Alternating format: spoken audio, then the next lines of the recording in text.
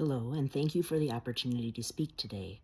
I'm addressing this message to our school board and district leadership, those who shape the policies that determine how students and families participate in our schools. The policy issue I want to focus on today is the boundary keeping practices that limit authentic student and family voice, especially for Black, Brown, immigrant, multilingual, disabled, LGBTQ, and working class communities. These boundaries shape who is seen as a legitimate contributor to school decision making and who is treated as someone who simply needs to comply. Right now, even in well-intentioned schools, the dominant approach is to family engagement or student voice is symbolic. We invite families to events, we ask for feedback after decisions have already been made, and we create advisory committees where educators still hold most of the power. In multilingual Title I schools like mine, where more than 20 languages are spoken and where the majority of students are students of color, the result is predictable. Families share concerns about language access, discipline, curriculum, and safety, but very little changes structurally. Students express what they need, but only in ways that make adults comfortable. The status quo approach assumes that the institution already knows what is best and that the community members exist to be informed, guided, or fixed. It preserves boundaries instead of dismantling them. Intersectionality gives us a way to understand why this happens.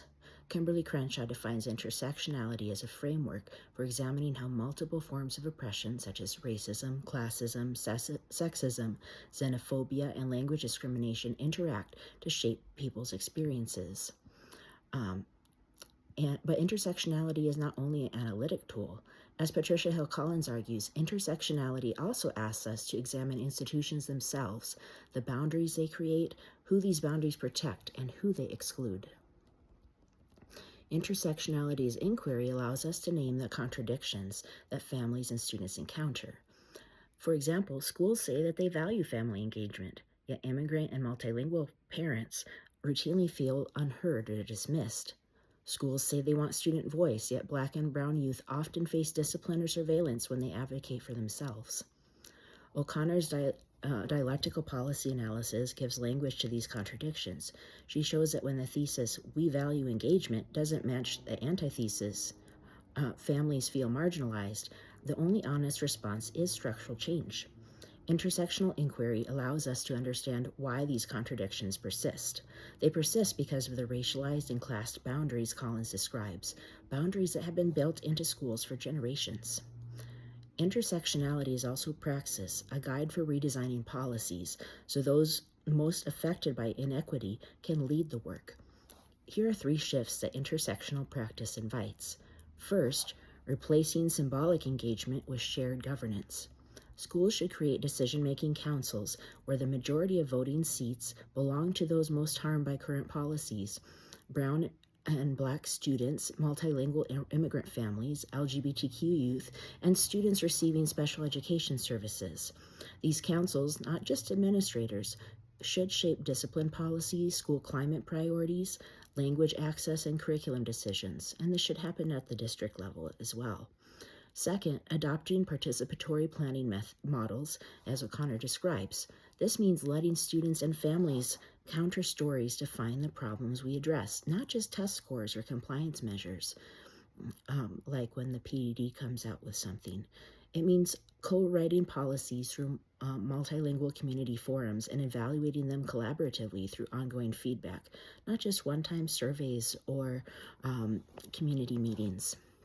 Third, dismantling racial-linguistic boundary practices. This includes ending English-only communication norms. I know we sometimes put in Spanish, but we have so many other languages as well. Restructuring discipline policies that disproportionately target Black, Brown, and neurodivergent youth, and adopting language justice frameworks led by multilingual families. It also means reorganizing community cultural wealth that families bring, rather than treating them as lacking or not caring about the education of their students. These alternatives shift the questions from how do we involve families to how do we redistribute power so families can shape the institution. The truth is that students and families in our schools in APS and in schools across the state are already policy experts.